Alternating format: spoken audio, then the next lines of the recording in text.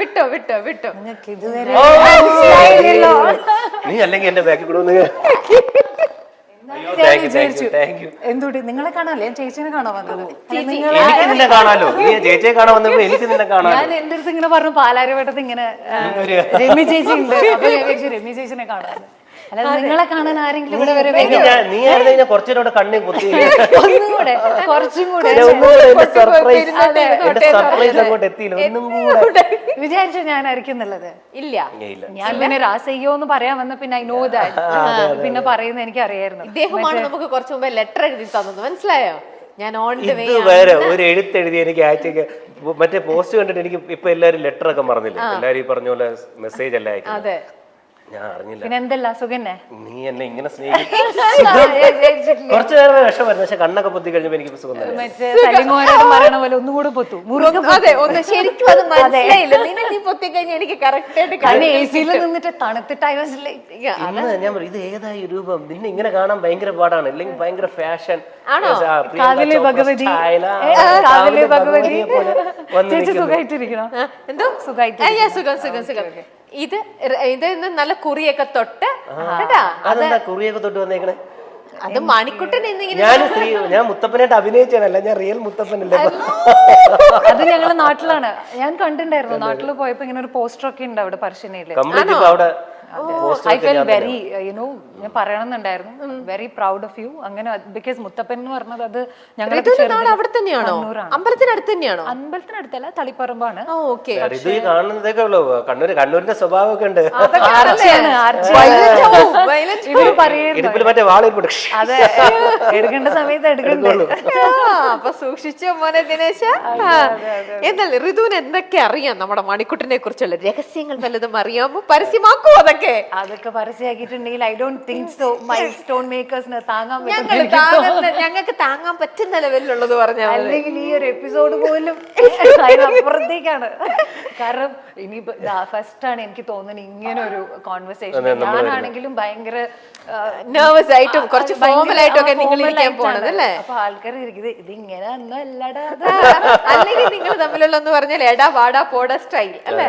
ഞാൻ പറയില്ലേ, ഇവരൊക്കെ ഈ പറയുന്ന പോലെ ആ ഫ്രണ്ട്ഷിപ്പ് മെയിൻറ്റെയിൻ ചെയ്യുന്നുണ്ട്. ഞാനാണ് പല സമയത്ത് വിട്ടു പോകുന്നത്.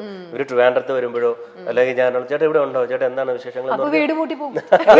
എന്റെ അടുത്ത് പറയും നീ നേരത്തെ പറയണം കേട്ടോ, വീട് പൂട്ടി അല്ലാണ്ട് എന്നിട്ട് പറയും ഇന്നലെ വരെ ഞാൻ വിട്ടിട്ടുണ്ട്, ഇന്നിപ്പോ ഞാനും അമ്മയും കൂടെ കുഞ്ഞമ്മേന്റെ വീട്ടിൽ പോയി. ഞാന് മിക്കപ്പോഴും വരുമ്പോ അപ്പോഴും എവിടെയാണ് ചേട്ടാ, ഞാൻ എയറോബിക്സ് ആണ്. ഭയങ്കര ബിസി. ഓ മൈ ഗോഡ്, എന്തത് ഇത് വെറുതെ പറയണതാണോ അതോ അതെനിക്ക് നിങ്ങളാണോ? ഞാൻ ചിലപ്പോ ആ സമയത്തല്ലേ ഭയങ്കര ഡള്ളായിട്ടിരിക്കും. അപ്പൊ വന്ന് കണ്ട ഇതേപോലെ ഇവളെപ്പോഴും വല്ല എന്തിനാണ് ചേട്ടൻ നിങ്ങൾ 100 ദിവസം നമ്മളൊക്കെ ഒരുമിച്ച് ജീവിച്ച ആൾക്കാരല്ലേ, പിന്നെ എന്തിനാ ഇത്ര കോംപ്ലക്സ്? എന്തിനാ മണി ഇത്ര കോംപ്ലക്സ്? അതിന് 100 എത്ര ദിവസം ചോദിച്ചാലും ഞാൻ എപ്പോഴും എന്നെ ഏറ്റവും നല്ല രീതിയിൽ, പ്രത്യേകിച്ച് സ്ത്രീകളുടെ മുമ്പിൽ ഞാൻ പ്രത്യക്ഷപ്പെടുത്തുള്ളൂ.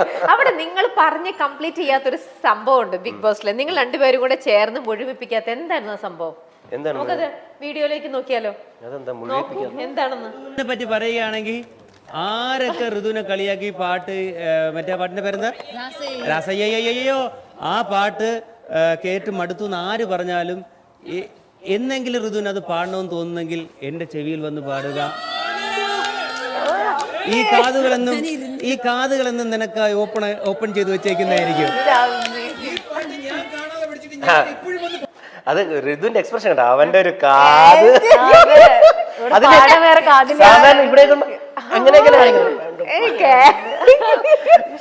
ഇപ്പൊ മനസ്സിലായില്ലേ ഈ ഷോ റിയൽ ആണെന്നുള്ളത്. എന്നാ പാട്ട് പാടൂ. ഇപ്പോൾ ആ കാതിൽ പാടുള്ളൂ, അത് അല്ലാതെ പാടൂ. ഇനി ഒരു പാട്ടിന്റെ അത് പാടിയിട്ടുണ്ടെങ്കിൽ ഇവരെല്ലാം കൂടെ എന്നെ എനിക്ക് തോന്നുന്ന എടുത്തിട്ട് ഇരിക്കും. അത്രയും പാടിയിട്ടുണ്ട് അല്ലേ രാസയ്യോ. എനിക്ക് തോന്നുന്നു ഞാൻ പാടിച്ച മണിക്കൂട്ടൻ ചേട്ടൻ കൂടെ ഉണ്ടെങ്കിൽ ഞങ്ങൾ അവിടെ ആഘോഷമാക്കിയ ഒരു പാട്ടുണ്ട്, അത് പാടാം. എന്നാ അത് പാടും, ഏതെങ്കിലും ഒരു പാട്ട് പാടും. അതിപ്പോ പാടിക്കഴിഞ്ഞാൽ പക്ഷെ തല പാടാൻ കൂടെ നന്നായി പാടും. ഈ പറഞ്ഞ ഋതു നന്നായി പാടും. ഋതുവിന്റെ ഒരു പാട്ട് കേൾക്കുക എന്നുള്ളതാണ് ഈ പ്രോഗ്രാമിന് സംഗീത സാന്ദ്രമാകും. ഒരു കാതല്ല, ഇവിടെ എത്രയോ കാതുകളാണ് പാട്ടുകൾക്കായിട്ട്. പക്ഷെ നിങ്ങൾ തല കൂടെ പാടും. ഓക്കെ, മണിക്കൂട്ടൻ ചേട്ടന്റെ ഫിലിമിലെ ഒരു പാട്ടാണ്. അപ്പൊ ഇത് ഞങ്ങൾ അവിടെ ആഘോഷമാക്കിയ ഒരു പാട്ടാണ്. ഞങ്ങൾ ഇത് ലാലേട്ടന് വേണ്ടിയിട്ടും ഒക്കെ ഇത് ഞങ്ങൾ കൂടുതൽ പ്രാവശ്യം ഞങ്ങൾ എല്ലാവരും പാടിയിട്ടുണ്ട്. ഓക്കെ, അതിലൊരു മണിയുണ്ട്, അതാണ് ആ പാട്ടിലൊരു മണിയുണ്ട്. ഇരിക്കട്ടെ അപ്പോ. ഓക്കെ.